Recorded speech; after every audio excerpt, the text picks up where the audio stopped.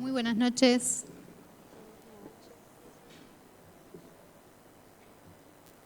Pueden tomar sus asientos. ¿Cómo están? ¿Con frío? No. Hace calor. No, acá sí, acá está lindo.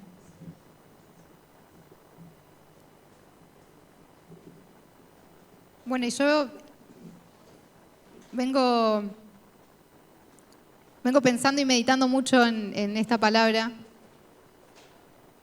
que le puse como título Decisiones extremas, porque vamos a ver una serie de ejemplos de personas que tuvieron que tomar decisiones extremas o drásticas o ponerle determinaciones, ¿no? Ponerle el nombre que vos quieras. Pero yo lo veo como algo extremo, como algo que sale de nosotros. Y pienso que todos los días, cada uno de nosotros, desde que se levanta hasta que se acuesta, tiene que tomar decisiones, ¿sí o no? La primera decisión, ¿cuál es? Salir de la cama, ¿o no? Tenés que decidir salir de la cama con este frío y decir, bueno, está bien, me voy a levantar.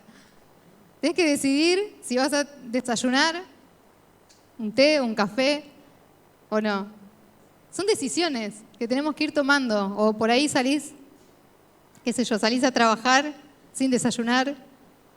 Pero son decisiones que tenemos que ir tomando a lo largo del día. ¿Quién sabe cuántas decisiones tomamos, ¿no? en las 24 horas? La cantidad de decisiones, ¿no? Tan pequeñas. Y esas decisiones son las que forman nuestro día, las que forman nuestro estilo de vida. Son las decisiones los que va formando también nuestra identidad. Porque yo decido hacer ciertas cosas, decido no hacer ciertas cosas, y eso va formando en mí una identidad. Y en la vida del cristiano es exactamente lo mismo. Cuando conocemos a Cristo, tenemos que empezar a tomar decisiones. Y pequeñas decisiones, así como decidís tomar agua, tomar un mate, tomar un café. Con la vida cristiana es exactamente lo mismo. Tenemos que tomar pequeñas decisiones todos los días. Te levantás y decís, bueno, hoy voy a hacer 10 minutos más de oración antes de salir de casa. Decido hoy leer un versículo más de los que vengo leyendo. Decido hoy bendecir a alguien fuera de mi casa, ¿no? En mi trabajo, donde esté. Son pequeñas decisiones que yo voy tomando que me van formando a mí como una cristiana, como un cristiano, y que voy formando la identidad de Cristo en mí. Porque las decisiones que yo tengo que tomar, ¿qué pasa? Son decisiones donde yo muero a mí y dejo que Cristo salga. Son decisiones donde yo empiezo a obedecer la palabra de Dios y decir, bueno, si la palabra de Dios dice que yo no tengo que mentir, bueno, entonces decido no mentir, ¿no? Decido obedecer la palabra de Dios. Son esas pequeñas decisiones que van moldeando tu carácter. Pero yo quiero que veamos un par de ejemplos de personas que tuvieron que tomar decisiones totalmente, por eso yo digo extremo, porque no es una decisión de, bueno, hoy decido orar 10 minutos. No, fueron decisiones drásticas, ¿no? Decisiones determinantes. Y yo vengo mucho con la palabra determinados. Seguramente me habrán escuchado orar que, Señor, ayúdanos a ser determinados, por favor, queremos ser determinados en lo que hacemos, en lo que decimos, en cómo nos movemos como cristianos. Y justo con Reggie estábamos viendo una película de guerra, de la Segunda Guerra Mundial, donde había una persona totalmente determinada a que no lo encuentren, ¿no? Era un infiltrado, era de una resistencia, estaba peleando en contra de los nazis. Los nazis lo buscan y jamás lo pudieron encontrar. ¿Por qué? Porque él estaba tan determinado, él se había tomado tan en serio que estaban en un tiempo de guerra, que hizo lo posible, y es buenísima la película, cómo muestra las decisiones que él va tomando, donde no se dejaba llevar por las emociones, donde no se dejaba llevar por la paranoia, donde tampoco se tomaba el tiempo de descansar, como sus otros amigos que por ahí, no sé, se juntaban y se emborrachaban, ¿no? Mientras que en realidad estaban siendo perseguidos por los nazis. Y él no, él decía, tipo, no, en cualquier momento llega el enemigo, hay que estar preparados. Y él estaba siempre con el bolso por las dudas. Y yo decía, wow, qué terminado. Yo le decía a Reggie, ¿cómo me ministró esta película que no tiene nada que ver con el cristianismo, sino que era una película de guerra? Y yo me sentí tan ministrada, ¿no? Porque digo, wow, qué buena actitud. O sea, cómo se tomó en serio y salió victorioso, porque nunca lo encontraron. Fue uno de los mejores, no me acuerdo ahora de qué país, y es una historia real, ¿no? Pero nunca lo encontraron a él. Y yo digo, claro, él se lo tomó en serio. Pero tuvo que tomar decisiones, ¿no? Y veía lo mismo en Nehemías, en el libro de Nehemías, que vamos a ver este primer ejemplo. Si Gio puede poner Nehemías 13, vamos a leer del 4 al 9.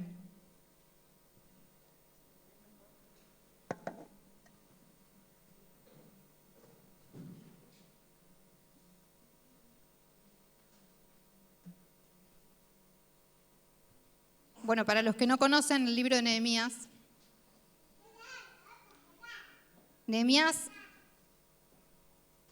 perdón, ahí está. Era un copero del rey, ¿no? Nehemías tenía, bueno, él ve, escucha que la situación de su pueblo estaba muy mal, que su pueblo, el pueblo de Dios, estaba siendo destruido, que los muros de Jerusalén habían sido destruidos, que las puertas de Jerusalén habían sido quemadas y que el pueblo de Dios no la estaba pasando bien. Entonces Nehemías toma el dolor de su propio pueblo, siendo que él estaba en un palacio, ¿no? Estaba en el palacio del rey, aunque era copero del rey, pero yo supongo que la pasaba bastante bien estando en ese contexto. Y él toma el dolor del pueblo y dice, mi pueblo la está pasando mal. Entonces él decide hacer algo, ¿no? Él va y le pide al rey que lo envíe. Ayúdame, le dice, yo quiero ir a reedificar a Jerusalén, quiero ir a levantar los muros, quiero hacer algo por mi pueblo. Entonces él se anima a pedirle al rey que lo envíe. Pues con la gracia de Dios, ¿no? Esto después de su lamento a Dios, él ayuna, él está en oración antes de pedirle al rey. Y como en la gracia lo cubre y el rey le dice, bueno, sí, anda, yo te doy el tiempo, anda y haz lo que tengas que hacer. Entonces Nehemías va, restaura todo lo que es, restaura la ciudad, ¿no? Restaura los muros, también hace que el templo vuelva a su forma, el templo de Dios que había sido destruido, restaura el templo, restaura la adoración y pone a cada persona en su lugar. Pone a cada persona en su lugar, ¿no? Bueno, los sacerdotes tienen que volver acá, los levitas para la adoración y la alabanza tienen que volver acá. Empieza a restaurar todo, pone todo en orden otra vez. Pero ¿qué pasa? Vamos a ver en el tiempo en el que, bueno, él ya dejó más o menos todo listo, más allá de que seguía haciendo reformas, pero hay un tiempo en que él vuelve otra vez, se aleja de Jerusalén y se entera de una noticia, ¿no? Dice, antes de esto, el sacerdote Eliasib, quien había sido designado para supervisar los depósitos del templo de nuestro Dios y quien también era pariente de Tobías, a todo esto Tobías, ¿no hay un poco de eco, puede ser o no? No. Lo escucho como muy... No, el micrófono. A todo esto Tobías y Sanbalat eran dos personas que estuvieron en constante oposición con esta obra que Nehemías se dispuso a hacer. Nehemías fue a reedificar el templo, a hacer la obra de Dios, y habían dos personas que querían frenar la obra todo el tiempo. Todo el tiempo querían frenar la obra. Era la oposición, era el enemigo que se oponía constantemente, Tobías y Sanbalat. ¿Y qué se encuentra acá Nehemías? Dice que el sacerdote, el que él había puesto en el templo, ¿no? Un líder espiritual, dice que emparentó con Tobías, con el enemigo. ¿Seguimos? había rediseñado un gran depósito y lo había puesto a disposición de Tobías. Anteriormente usaban el cuarto para almacenar ofrendas de grano, incienso, diversos utensilios para el templo, diezmos de granos, de vino nuevo, de aceite de oliva, destinados a los levitas, a los cantores, a los porteros y también las ofrendas para los sacerdotes. En esa época yo no estaba en Jerusalén porque había ido a presentarme ante Artajerjes, rey de Babilonia, en el año 32 de su reinado, aunque más tarde le pedí permiso para regresar. Cuando regresé a Jerusalén me enteré del acto perverso de Eliasib, de proporcionarle a Tobías una habitación en los atrios del templo de Dios. Miren dónde le hizo casa al enemigo, en la casa de Dios. Le hizo una casa al que se opuso todo el tiempo a la obra de Dios, emparentó con él y le hizo ni siquiera una casa de, cerca del templo, no, le hizo una casa adentro de la casa de Dios. Eso cuando yo lo vi digo, no puede ser, ¿cómo va a ser eso, no? Algo tan sagrado. ¿Ese era qué versículo es? El 7, leemos hasta ahí. Sí, leemos hasta ahí. Y yo pensaba, el sacerdote, quien tiene que ministrar al pueblo, ¿no? Se emparentó con el enemigo. Hizo como ese acuerdo. Bueno, ahora somos familia, vení, yo te hago un lugarcito acá. Y no en cualquier lado, le hizo un lugar en la casa de Dios. Y yo pensaba esto de llevando este escenario físico, llevándolo a nuestra vida hoy, ¿no? Nosotros hoy somos el templo del Espíritu Santo. ¿Amén? Hoy nosotros somos la casa de Dios. Hoy ya no tenemos que ir a un templo a hacer el sacrificio como en esa época. Ahora nosotros somos el templo donde el Espíritu Santo habita en nosotros. ¿Y qué pasa si encontrás de repente, te estás examinando tu corazón y encontrás que hay un Tobías ahí metido?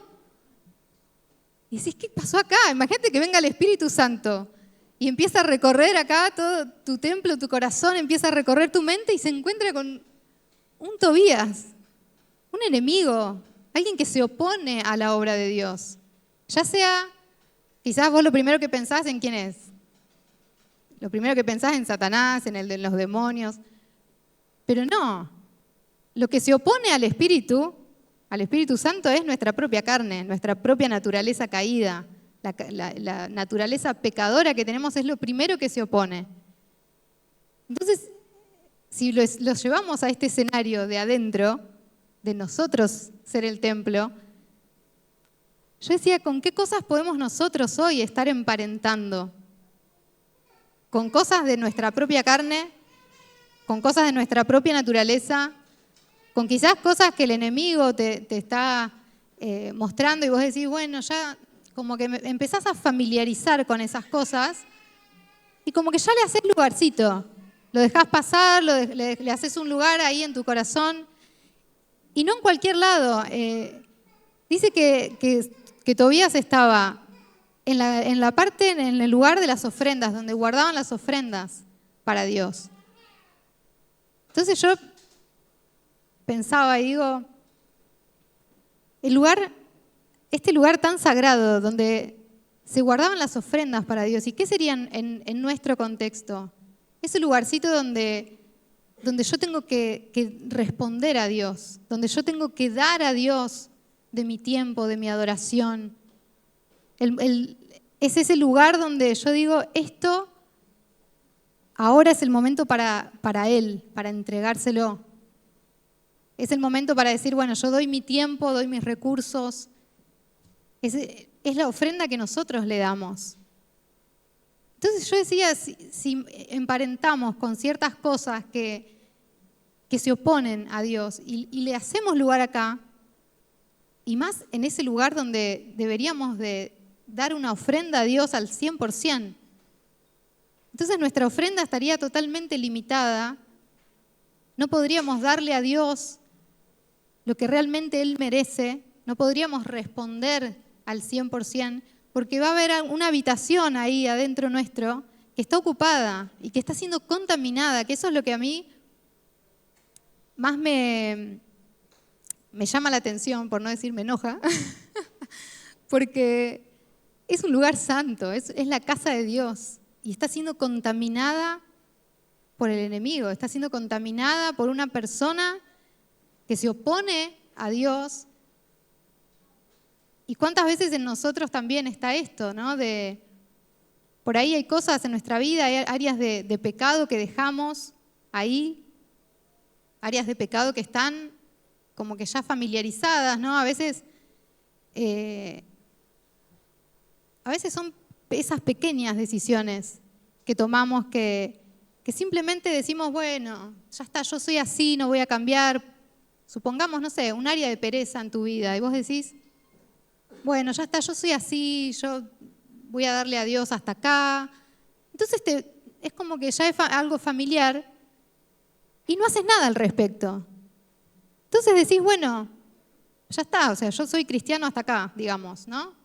Hay muchas personas que son como, bueno, asisto a la iglesia y listo, ya está, y digo que soy cristiano. Pero esa no es la vida cristiana de verdad, eso no es lo que Dios planeó para nosotros. Hay muchísimo más por conocer. Pero el tema es la entrega. Cuando la entrega está limitada, porque hay áreas todavía de pecado, hay cosas que yo todavía quiero para mí misma. Hay cosas que si estoy sirviendo, que si estoy haciendo, en realidad es porque estoy buscando mi gratificación, mi realización personal. Entonces siempre lo que vengo a Dios y le digo, Señor, bendecime y bendecí mi trabajo. Entonces cuando estoy en mi trabajo mi trabajo ahora es todo. Y le empiezo a restar a Dios. Porque se vuelve ahí, se vuelve un Tobías que está ahí escondidito en mi templo, ¿no? Y yo digo, qué peligroso. Qué peligroso es tener esas áreas de nuestra vida donde hacemos una habitación familiarizada ya, quizás está ahí, quietita, donde quizás nadie lo ve, solamente vos sabés que eso está ahí. Pero es muy peligroso. Y más en esta área, ¿no? de un lugar tan importante que es la respuesta a Dios. Él ya lo hizo todo por nosotros. Ahora nos toca a nosotros responder en gratitud, en adoración, en darle mi vida.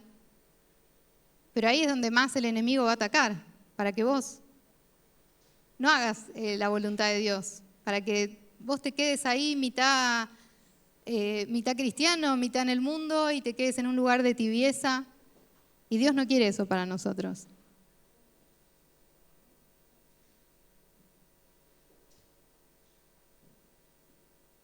Vamos a leer el versículo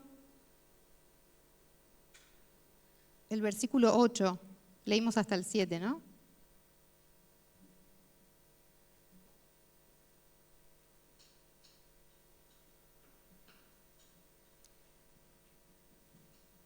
Versión NTV. Bueno, dice versículo 8. Me disgusté. Bueno. Ay, qué rápido. Y me dolió en gran manera. Y arrojé todos los muebles de la casa de Tobías fuera de la cámara, ¿no? Fuera del lugar. Y dije que limpiasen las cámaras e hice volver allí los utensilios de la casa de Dios, las ofrendas y el incienso.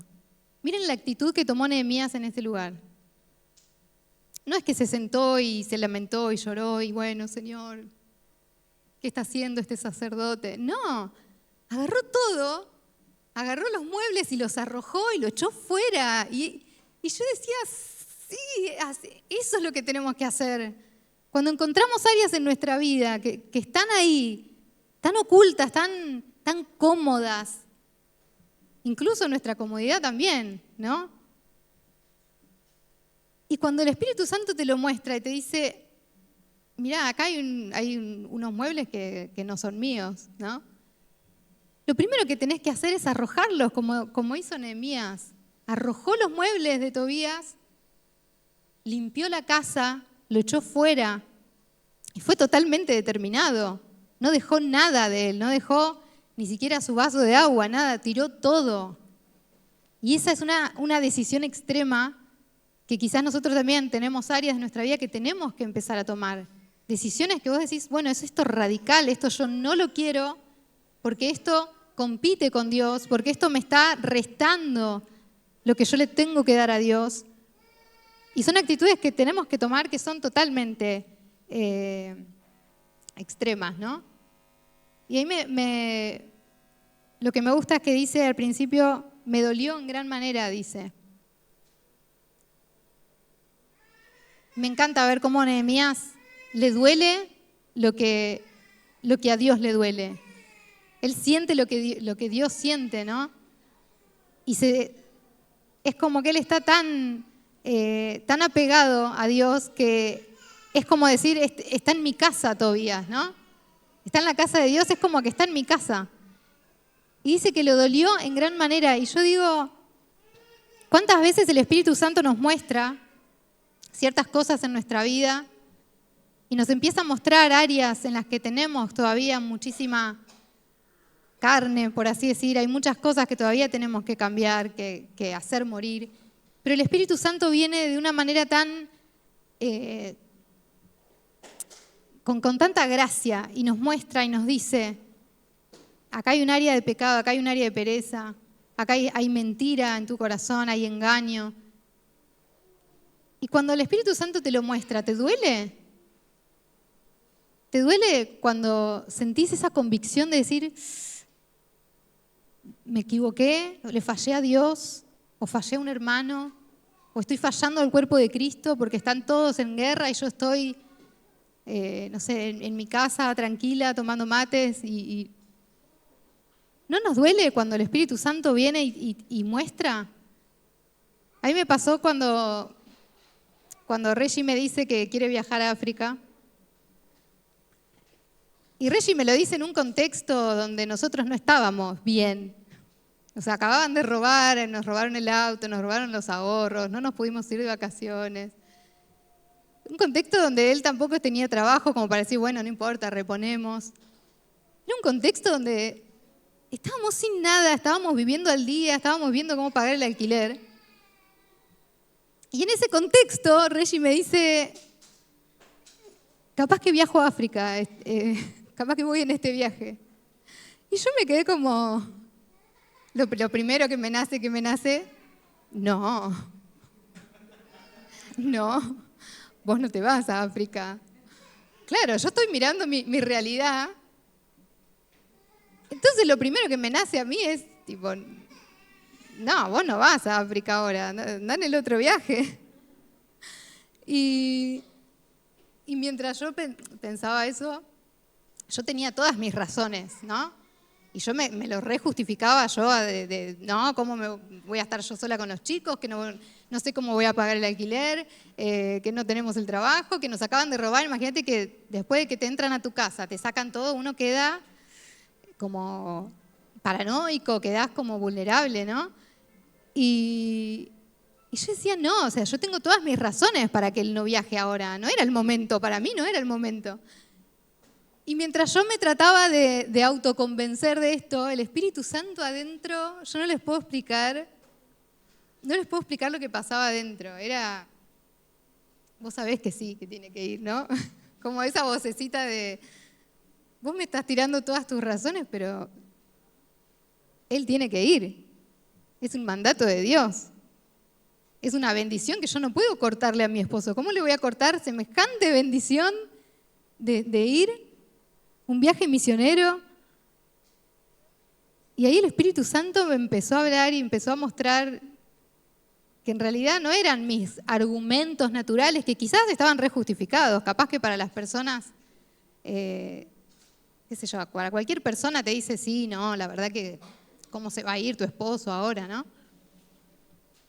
Y ponerle que sean excusas morales y recontra justificadas, pero el Espíritu Santo adentro mío me trajo una convicción de que yo estaba siendo egoísta, de un egoísmo, de que por egoísmo yo no iba a dejar que mi esposo sea renovado espiritualmente. ¿Vieron todo lo que conlleva un viaje misionero?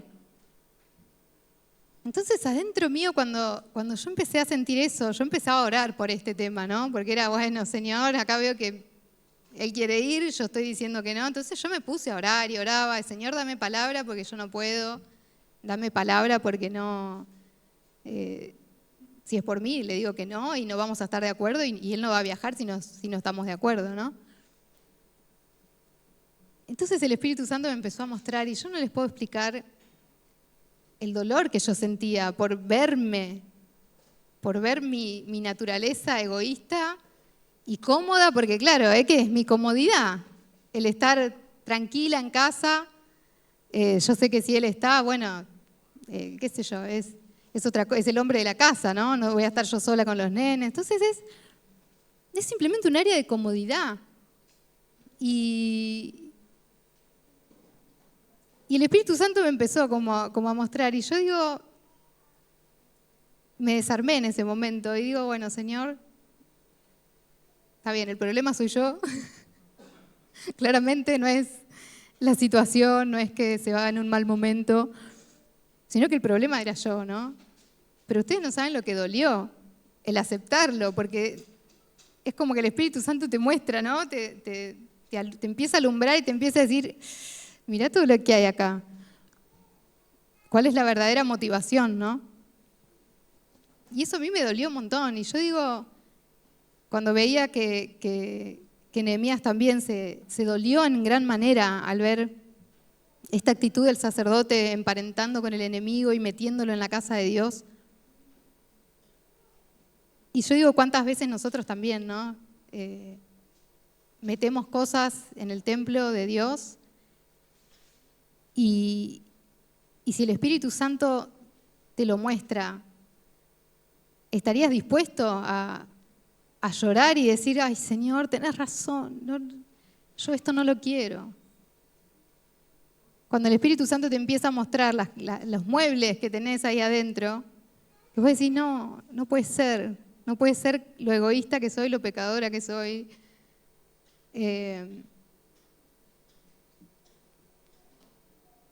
Y yo creo que, bueno, eso nos tiene que llevar también a tomar una decisión extrema, ¿no?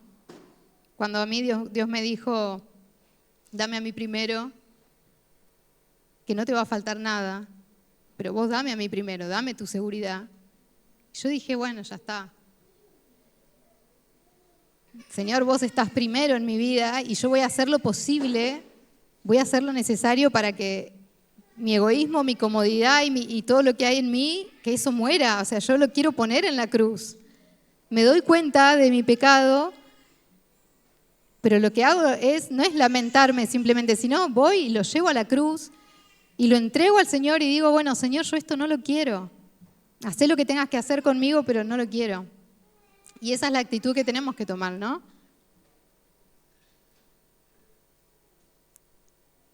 Y vemos que primero él se dolió en gran manera y segundo, arroja todos los muebles, ¿no? Lo echa afuera y limpia todo, limpia la casa. Empieza a limpiar lo que es la casa de Dios, lo que es una casa que tiene que ser santa, que tiene que estar purificada y donde no tiene que haber ningún tipo de mueble o de cosas que no sean para Dios.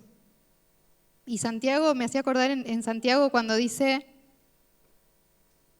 que no puede brotar de una misma fuente agua dulce y agua amarga, del mismo corazón. A veces él está hablando de la lengua, ¿no? Pero él dice que con nuestra misma boca bendecimos a Dios, pero maldecimos a los hombres. Y Santiago mismo lo dice, hermanos, esto no debe ser así. No puede ser así, no puede haber eso en nuestro corazón, no puede haber cosas que vos decís, bueno, yo alabo a Dios por este lado, pero por el otro lado estoy criticando, estoy maldiciendo. No debe ser así, no tenemos que tener ese corazón dividido, ese corazón tan contaminado, ¿no? También en Corintios dice que no podemos beber de la copa de Dios y de los demonios, o no podés sentarte en la misma mesa de Dios y en la misma mesa de los demonios. No se puede compartir. Hay un solo Señor a quien vas a servir y vos tenés que decidir si es Dios o si es tu carne, o si es cualquier otro ídolo, o si es el mismísimo Satanás y querés estar bajo la influencia de Satanás. Pero la decisión es tuya. Vos decidís a quién servís.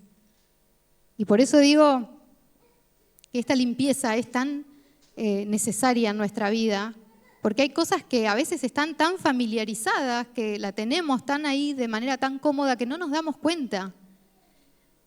Y yo pensaba en cuando uno limpia, ¿no?, la casa. Vieron que hay veces que limpiamos nuestra casa y, qué sé yo, barrés un poco, acomodás las cosas, pero hay días que necesitas hacer una limpieza. ¿Vieron esas limpiezas que uno hace? Hoy es día de limpieza general y me pongo a sacar cosas que tenía acumuladas que ya no sirven, y me pongo a sacar ropas que ya no sirven y que ya no entran. Ese tipo de limpieza que a veces tenemos que hacer, que es algo que vos decís, bueno, esto lo tengo acumulado acá y ya no lo voy a usar, lo tiro, lo regalo, no sé, se lo doy a alguien. Pero ese tipo de limpiezas la tenemos que hacer también adentro nuestro. Como David siempre oraba, Señor, examina mi corazón, purificame, no dejes que haya en mí pecado, que haya en mí caminos de perversidad. Y está en constante búsqueda. A David lo vemos en una constante búsqueda de, Señor, por favor, no me dejes salirme de tu casa, no me dejes salirme de tu presencia. Pero porque hay ese celo por Dios, hay ese amor por Dios que no te deja abrazar otras cosas. Ese amor por Dios y ese celo por Dios no te dejan compartir ese amor con Dios. ¿Vieron la canción que cantamos de esa que dice quemó los otros amores? ¿Y qué es eso? Hay tantos amores en nosotros, amamos tantas cosas que compiten con Dios. Cuando Dios debería de ser nuestro todo, cuando no debería haber competencia para Él. Si realmente entendiéramos cuánto nos ama Dios y el sacrificio que Él hizo por nosotros, tendríamos que responder en gratitud y decir, Señor, yo te quiero a vos y no quiero nada más.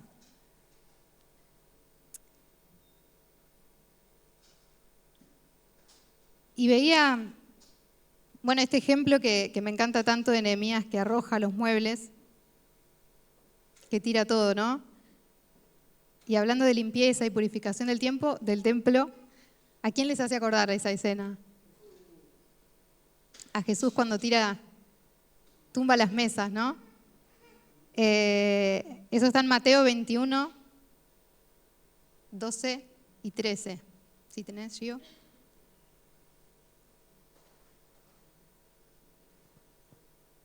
Dice, y entró Jesús en el templo de Dios y echó fuera a todos los que vendían y compraban en el templo, y volcó las mesas de los cambistas y las sillas de los que vendían palomas.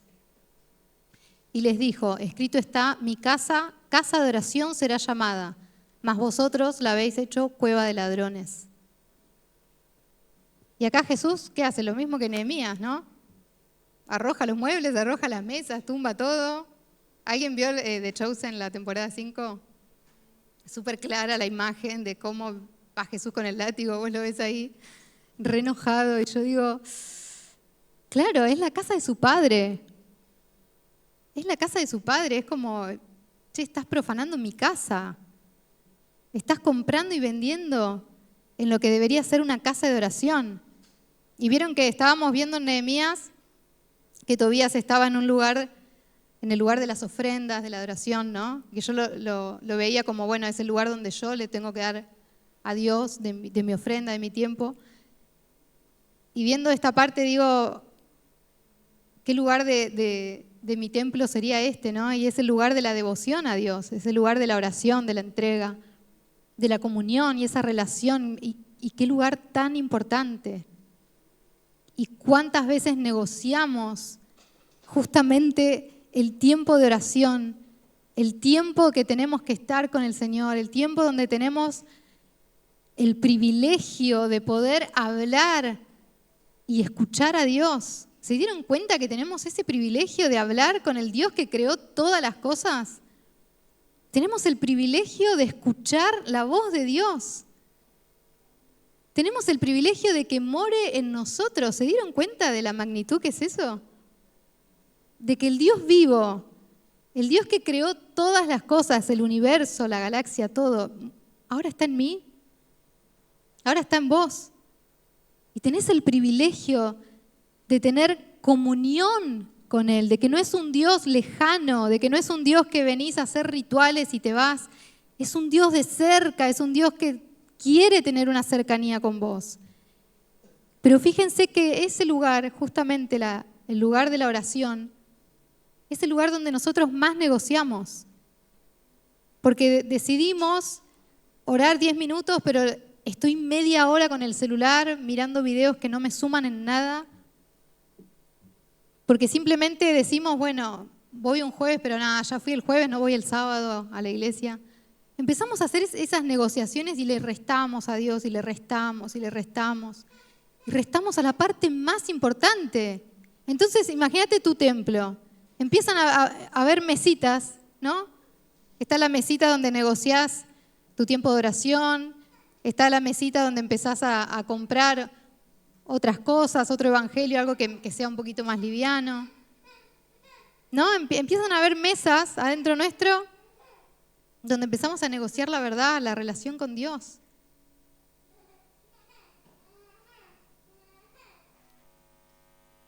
Y déjame decirte que si hay de esas mesas, va a venir Jesús y las va a tumbar. Las tiene que tumbar. Porque Jesús no quiere que tu casa sea profanada, sea contaminada. Pero el tema es, ¿qué pasa con nosotros? Si estamos realmente con esta actitud de decir, bueno, Señor, yo quiero vivir la vida abundante que vos tenés para mi vida. Yo quiero tener una relación con vos. Yo quiero conocerte más. Quiero vivir una vida de verdad cristiana. Pero si vos tomás esa decisión, entonces ahí sí, Jesús viene y te va a derribar todo lo que hay. Va a empezar a arrojar muebles, van a volar platos, como decimos, ¿no? Va a empezar a tumbar las mesas. El tema es tu devoción a Dios. No dejes que tu devoción sea negociable. Que tu devoción a Dios y tu respuesta a Él, no dejes que eso sea negociable. Y estoy pensando mucho y meditando mucho en lo que es el temor de Dios, ¿no? Justamente esto de no ofender a quien me salvó, de no hacer nada que estropee mi relación con Él, que contriste al Espíritu Santo que está en mí. Y por eso lo veía tanto en el celo de Nehemías y de Jesús por la casa de su padre. Y se pierde y se diluye tanto el temor de Dios en la vida cristiana, que es algo que no podemos perder. No podemos perder el temor de Dios, no podemos perder el sentido de que su casa es un lugar santo, de que el templo es santo. Y yo no puedo darme el lujo de practicar el pecado, no puedo darme el lujo de negociar la verdad. No podemos darnos ese lujo.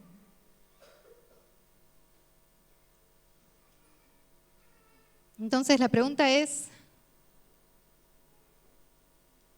la relación con Dios importante para vos? ¿O la estimás esa relación más que a nada, más que a nadie? ¿Es Jesús tu persona favorita? Para decir, bueno, yo la verdad prefiero tener mi tiempo con Él y tomar las decisiones en Él, aunque me cueste lo que me cueste y aunque me lleve más tiempo quizás, porque a veces en la practicidad decidimos y bueno, vamos y hacemos. Pero el tema es, si Él es el tesoro, lo más grande que yo tengo, entonces prefiero eso, prefiero que no todo sea rápido y ya, y dedicarme un tiempo a orar y dedicarme un tiempo a estar con Él, en su presencia y tomar decisiones en Él.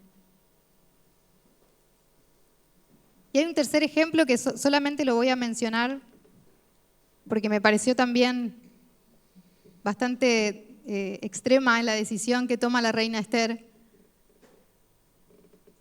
Y ella también está en una posición de reina en el palacio, pero ella también escucha y se entera de que su pueblo también está sufriendo, el pueblo de Dios está sufriendo persecución, que los iban a matar a todos.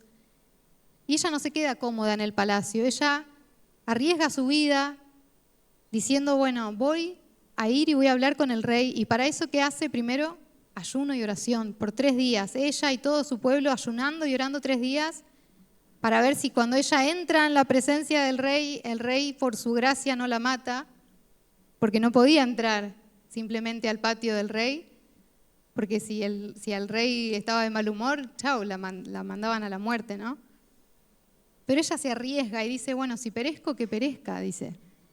Pero es una decisión extrema de decir, me importa más la obra de Dios, la casa de Dios, el pueblo de Dios, que mi propia vida. Pero nosotros estamos a veces tan enfocados en nuestro bienestar y en nuestras propias cosas que no nos damos cuenta de todo lo que hay afuera y de lo que Dios quiere hacer afuera nuestro. Porque la vida cristiana no se trata de nosotros, se trata de vivir afuera, justamente, de salir de nosotros y vivir la vida de Cristo.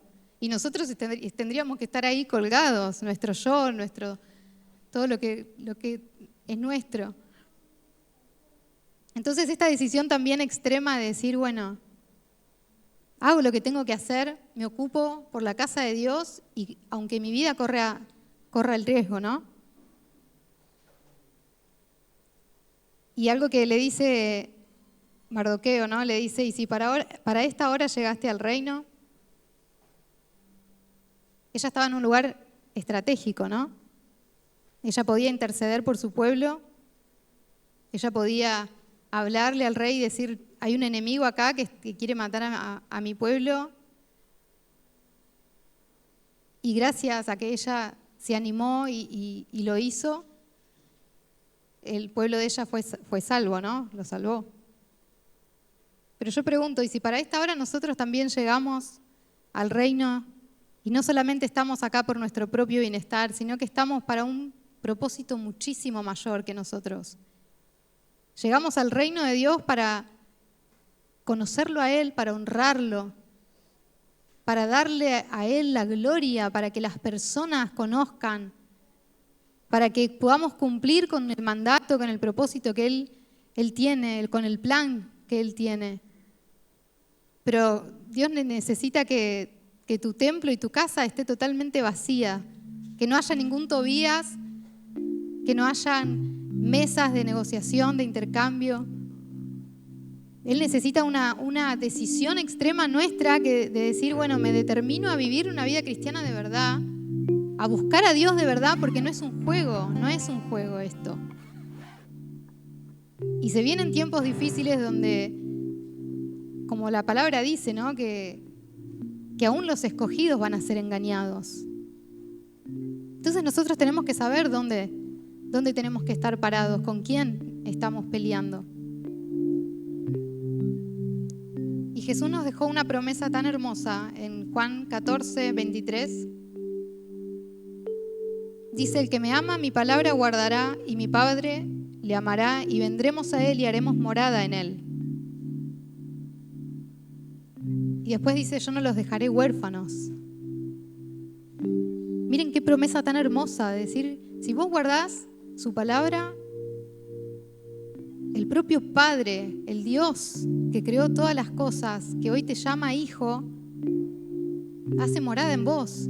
Y eso significa que Él va a estar con vos para siempre y que podés disfrutar de Él para siempre y que podés disfrutar de su reino y de todas las cosas que Él tiene y que ya nos dio a nosotros de antemano tantísimas cosas que no tenemos todavía noción. No tenemos noción todavía de la cantidad de recursos celestiales que tenemos. Gracias a que los chicos viajan a África, que es un tiempo donde la iglesia se moviliza en ayuno y oración, y ahí se empieza a ver que realmente hay algo espiritual que se mueve fuerte. Que si nosotros tomamos una decisión de decir, bueno, hacemos vigilia, oramos y ayunamos, las cosas pasan. Porque movemos el dedo de Dios con nuestra oración, y eso es impresionante. Es impresionante. Yo digo, a veces no tomamos en serio la vida cristiana, porque estamos pensando en nosotros y en nuestro bienestar y en nuestra comodidad, y estamos pensando simplemente en que Dios me purifique a mí, siendo que Esther dijo, bueno, y si perezco, que perezca, voy y no me importa mi vida. Cuando Jesús fue a la cruz, Jesús se lo tomó en serio a la salvación. Jesús tomó en serio tu salvación. Y Jesús tomó una decisión extrema, ¿no? Murió y bajó al infierno, arrebató la llave de la muerte al mismo Satanás para que vos no mueras eternamente, para que vos vivas con Él eternamente, para darte a vos vida eterna. Es el regalo más grande que tenemos. Es un ejemplo tan grande a seguir que nos tiene que sacudir, ¿no? Nos tiene que sacar de nosotros mismos y decir: yo no puedo estar más en el mismo lugar, no puedo estar más otra vez cómoda mientras hay un mundo espiritual moviéndose, mientras hay personas que no conocen a Cristo, mientras hay almas que necesitan conocer de Dios. Para esta hora estamos acá, llegamos para esta generación, para poder llevar luz, para poder llevar la palabra, para poder llevar a Cristo, glorificar y honrar a Dios con nuestras vidas. Qué privilegio tenemos de mostrar la imagen de Dios a través de Cristo en nosotros. Por eso creo que tenemos que tomarlo en serio, ser determinados, y vale la pena correr el riesgo. Amén. Los invito a que se pongan de pie.